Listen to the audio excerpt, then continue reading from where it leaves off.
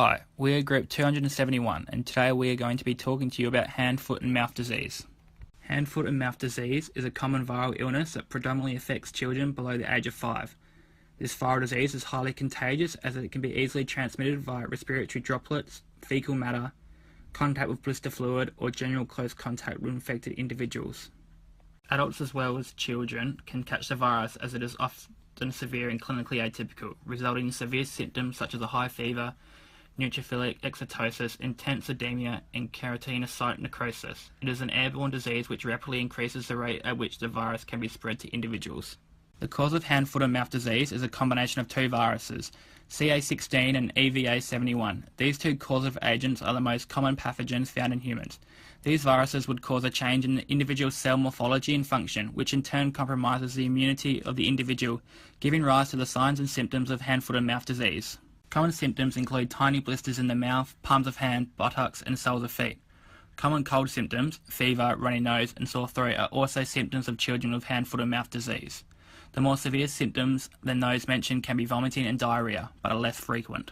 More severe cases can cause serious and sometimes life-threatening symptoms, including seizures, encephalitis, pneumonia, meningitis, and complications with the central nervous and cardiovascular system. Human enterovirus A71 causes the most severe symptoms and has the highest mortality rates of the enteroviruses. If the disease is diagnosed and treated quickly and effectively, severe symptoms can be prevented.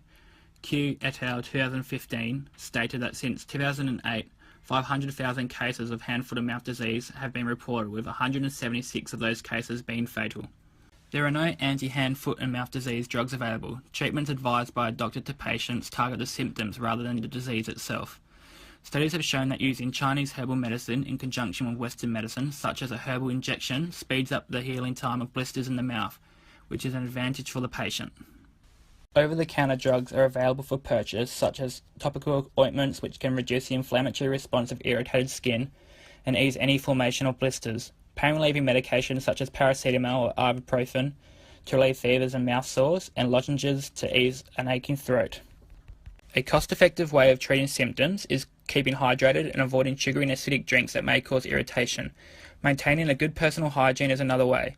In most cases, hand, foot and mouth disease will go away without treatment in approximately 7 to 10 days, as it is usually a mild disease with no long-term adverse effects to the patient. Hand hygiene plays a huge role in preventing the spread of hand, foot and mouth disease because this disease is more common in children, transmission is rapid and widespread because hygiene is not yet a habit.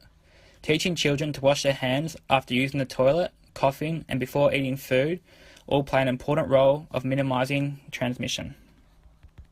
As caregivers at home or in a child care facility, good housekeeping practices like wiping down toys, objects and surfaces that are shared amongst children can reduce the spread of hand, foot and mouth disease.